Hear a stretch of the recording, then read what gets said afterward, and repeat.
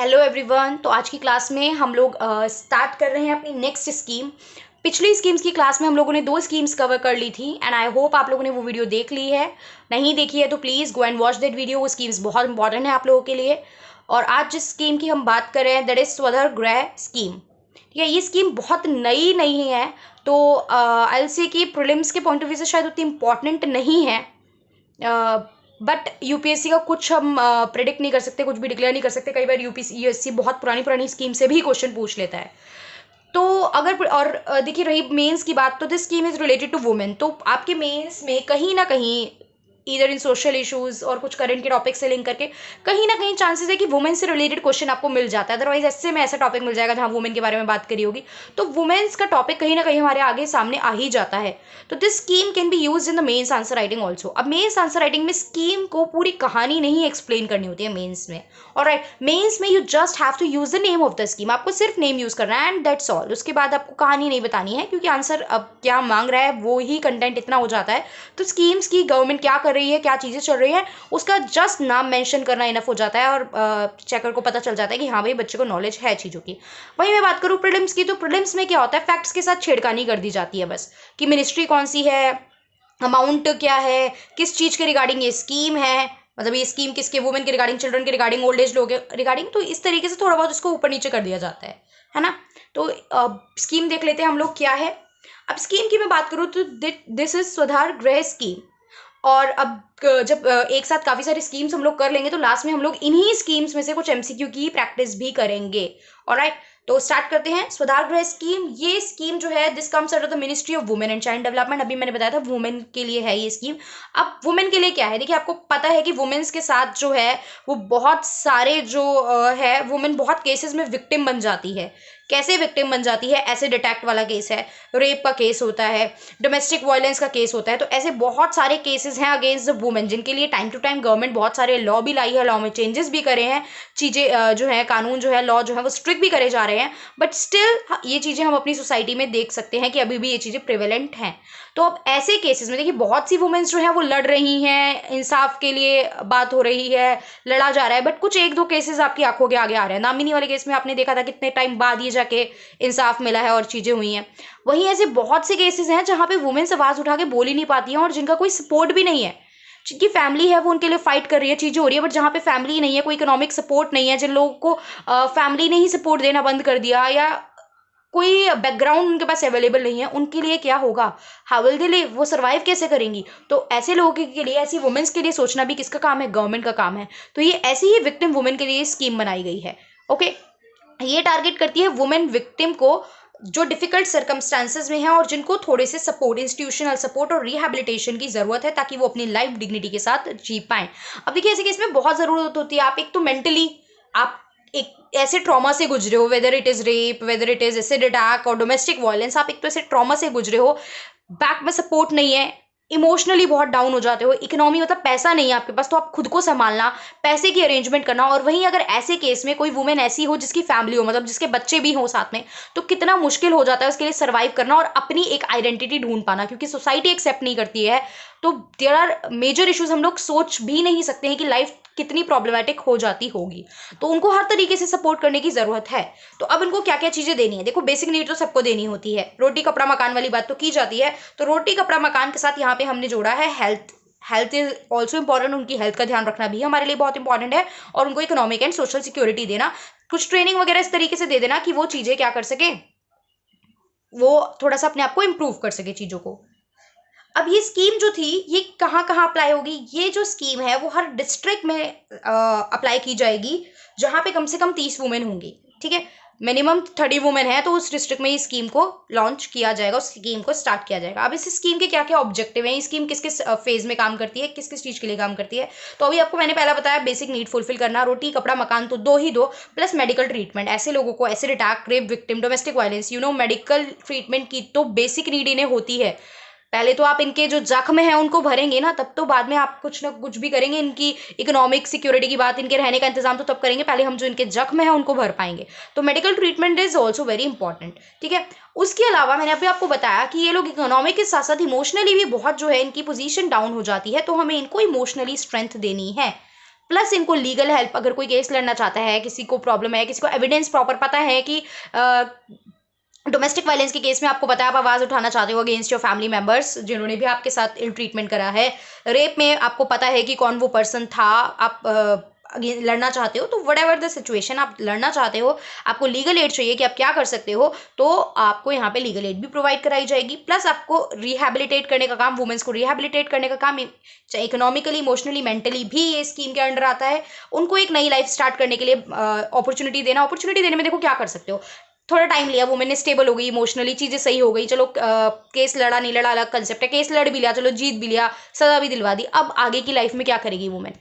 हमेशा जो मतलब एक वुमेन जो एबल है, जो है, अब पर्सन को क्या होना चाहिए, अपने आप पे क्या हो, वो इंडिपेंडेंट हो सके। आप पे डिपेंडेंट रहेगा, आप कब तक खिला पाओगे उसको? अगर फिट है पर्सन, फिट है वो वुमेन, तो try to create job opportunities for her. उसको थोड़ी सी वोकेशनल ट्रेनिंग दो, एक्स्ट्रा चीज़ों की ट्रेनिंग दो, उसे गाइडेंस दो, ताकि वो खुद अपने आप अपने लिए अर्न कर पाए, और अपनी अगर फैमिली भी है साथ में, तो वो फैमिली को भी अपने साथ क्या कर सके, कमा के खुद खिला सके चीज़ें। अगर पॉसिबल है और वुमेन फिट है, काम कर सकती है, तो आपको इन चीज़ों पे भी फोकस करना इंपॉर्टेंट हो जाता है। ऑलराइट, अब कंपोनेंट्स क्या क्या होते हैं, देखो इस स्कीम के अंडर कवर क्या क्या करा जाएगा।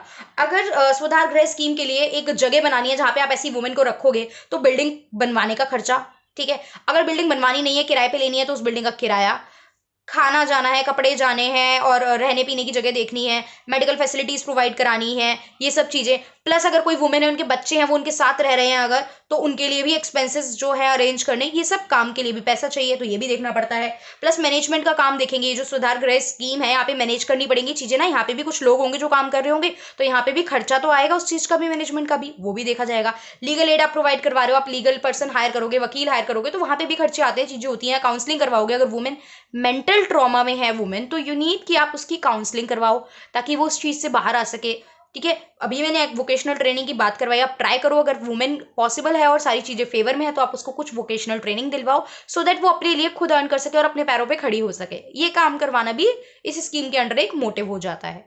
अब इस स्कीम का बेनिफिट किस किस को मिल सकता है, कौन कौन इस स्कीम के अंडर जा सकता है? देखो गवर्नमेंट काम बहुत लोगों के लिए कर रही है अलग अलग स्पेयर पे, बट अलग अलग चीज़ के लिए अलग अलग कैटेगरी है। जैसे ओल्ड पीपल के लिए we have old age home, बच्चों के लिए हमारे पास ऑर्फनेज है, तो अब ओल्ड एज के पीपल को हम ऑर्फनेज नहीं भेजते हैं, और ऑर्फनेज वाले बच्चों को हम लोग ओल्ड एज होम में नहीं भेज रहे हैं, तो स्पेसिफिक कैटेगरी बनाई गई है हर जगह के लिए।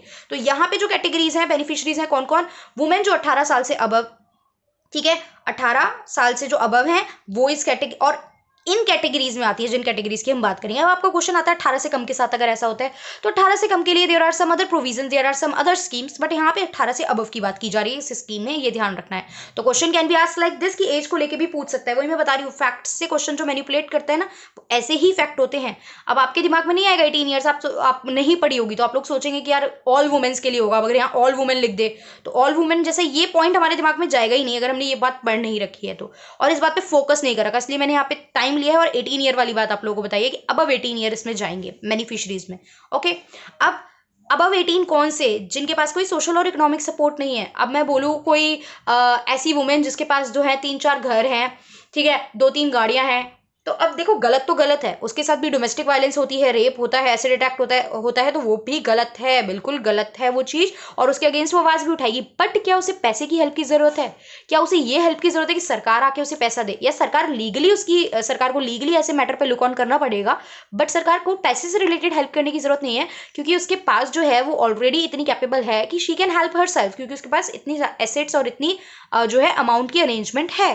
तो वहाँ पे पैसे से रिलेटेड हेल्प की या उसको सुधार गृह स्कीम में अंदर जाने की कोई ज़रूरत नहीं होती है। ओके, तो ऐसी वुमेन इसके अंदर जाती हैं जिनके पास कोई सोशल और इकोनॉमिक सपोर्ट नहीं है।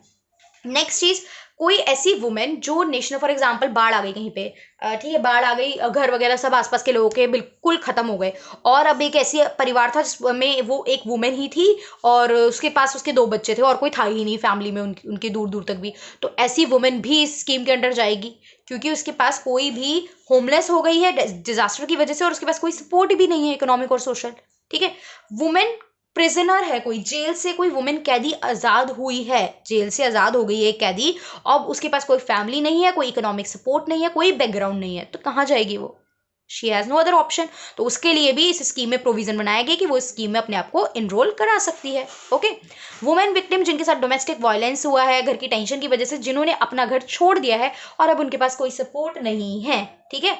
फॉर एग्जाम्पल कोई एक अनाथ बच्ची थी, शादी कर ली, मैं कह रही हूँ कोई सपोर्ट नहीं है की बात, एग्जाम्पल ले लो, अनाथ बच्ची है, शादी कर दी, अब फैमिली में बहुत ज्यादा अत्याचार हो रहा है, इसके साथ मारपीट हो रही है, बहुत टेंशन में है वो, कुछ साल झेल लिया उसने, कब तक झेलेगी, नहीं झेल पाई, घर से भाग गई या घर से निकाल दिया उसे, उसकी फैमिली ने उसे घर से निकाल दिया, वो कहाँ जाएगी। तो वी हैव द ऑप्शन कि वो यहाँ पे इस स्कीम के अंडर अपने आप को एनरोल करा सकती है, ठीक है। गुस्सा आएगा, लड़ना चाहिए, लड़ने के लिए भी लीगल हेल्प कर रही है ये स्कीम आपकी, तो आप लीगली भी जा सकते हो, तो लीगल ऑप्शन तो है आपके पास यहाँ पे भी, ठीक है। वुमेन कोई ट्रैफिकिंग में ट्रैप हो गई है, वुमेन ट्रैफिकिंग का जो केस है, ऐसी वुमेन जो ट्रैफिकिंग में फंस चुकी है, वो वुमेन भी अगर रेस्क्यू कर ली जाती है तो वो भी स्कीम के अंडर जो है जा सकती है। अब कुछ पॉइंट्स है जो यहाँ पे नोट करने वाले हैं, जो इंपॉर्टेंट है स्कीम के रिगार्डिंग। अब कोई वुमेन जो क्या है, अफेक्टेड है HIV एड्स से, ठीक है, जिसका कोई इकोनॉमिक बैकग्राउंड नहीं है, पैसा, देखो इकोनॉमिक बैकग्राउंड नहीं है तभी इस स्कीम के अंडर जा रहे हैं, अगर उनके पास अच्छा खासा पैसा होगा ना तो they can help by themselves, वो अपनी खुद की हेल्प खुद कर लेंगे ना चीज़ों में, पैसों से रिलेटेड।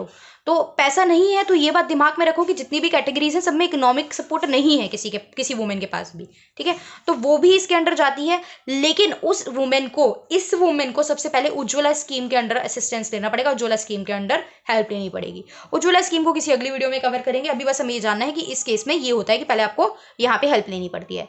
प्लस अब देखो कौन सी वुमेन कितने टाइम तक यहाँ पे रहेगी, ठीक है, कितने टाइम तक आपको उस वुमेन को ट्रीट करना है, हील करना है, हेल्प करनी है उसकी, और कैसे वोकेशनल ट्रेनिंग वगैरह कितने टाइम तक आपको अरेंजमेंट करनी है चीज़ों की इसके लिए। तो वुमेन जिसके साथ डोमेस्टिक वायलेंस हुआ है वो 1 साल तक यहाँ रह सकती है। अदर कैटेगरीज की वुमेन 3 साल तक यहाँ रह सकती है, बाकी जो भी हमने और कैटेगरीज पढ़ी उसमें। कोई वुमेन जो 55 साल से ऊपर है, मतलब बुजुर्ग हैं, कोई 55 साल से ऊपर की वुमेन है, वो 5 साल तक यहाँ रह सकती हैं, ठीक है। 5 साल के बाद उनको क्या करा जाएगा, आप कह दो कि आप 60 साल के बुजुर्ग को ऐसे निकाल रहे हो, वो कहाँ जाएंगे, तो निकाल नहीं रहे हैं, कुछ ना कुछ अरेंजमेंट की जाएगी, तो उनको भी यहाँ पे क्या ओल्ड एज होम में भेज दिया जाता है। और गर्ल्स जो हैं 18 साल तक, और बॉयज़ जो हैं वो 8 साल तक अपनी माँ के साथ, अपनी जो वुमेन जो भी आएंगे, अगर किसी के बच्चे हैं, चिल्ड्रन हैं, तो वो अपने बच्चों को, गर्ल्स को 18 साल तक और बॉयज़ को 8 साल तक यहाँ पे अपने साथ रख सकते हैं, उनकी जो है टेक केयर यहाँ पे की जाएगी। ओके, अब एजेंसी कौन कौन इसको इंप्लीमेंट कराती है, नाम आपको ध्यान रखने हैं कि ये सब एजेंसीज इसके अंदर जा रही हैं, जिनके थ्रू ये सारा प्रोग्राम जो है वो चलाया जाएगा, ये लोग काम करेंगी। और आपको पता है कि मैंने बताया था हर डिस्ट्रिक्ट में होना चाहिए having the capacity of 30 womens. तो ये सब काम जो है रिस्पॉन्सिबिलिटी किसकी है, स्टेट गवर्नमेंट की, बहुत सारी वुमेन डेवलपमेंट कॉर्पोरेशंस जो स्टेट गवर्नमेंट ने बनाई है उनकी, सेंटर और स्टेट की ऑटोनॉमस बॉडी मतलब जो अपने रूल्स वगैरह खुद बना रही हैं, तो ऐसी बहुत सारी वुमेन्स को लेकर एसोसिएशन सेंटर लेवल पे बनी है, स्टेट लेवल पे बनी होंगी, तो वो लोग भी ये काम कर सकते हैं। म्यूनिसिपल बॉडीज, कैंटोनमेंट बोर्ड्स, पंचायती राज और कोऑपरेटिव इंस्टीट्यूशन बने होते हैं वो लोग। वुमेन एंड चाइल्ड डेवलपमेंट का डिपार्टमेंट इस मिनिस्ट्री के अंडर भी जाता है, ये भी हम देख चुके हैं। कोई भी पब्लिक ट्रस्ट जो बनी है, जो रजिस्टर्ड है, registered public trust I will say, ठीक है, ये वर्ड ध्यान रखना है, रजिस्टर होनी चाहिए। प्लस बहुत से एनजीओ जो काम कर रहे हैं वो इस स्कीम को इंप्लीमेंट कराने का काम करते हैं। आई होप ये स्कीम आप लोग को क्लियर हो गई होगी। अब नेक्स्ट क्लास में हम लोग कोई और स्कीम्स देखेंगे, और ये स्कीम आपके लिए बहुत इंपॉर्टेंट हो जाती है, और हर एग्जाम के पॉइंट ऑफ व्यू से ये इंपॉर्टेंट होती है स्कीम्स। तो प्लीज़ इसको डिटेल में देखिए। इफ़ यू वांट तो नोट्स यहाँ बने हुए थे, तो आप नोट्स भी बना सकते हैं इसी तरीके से, अदरवाइज आप वीडियो को 2-3 बार सुन लीजिए ताकि आपके दिमाग में ये स्कीम अच्छे से बैठ जाए। Thank you for watching.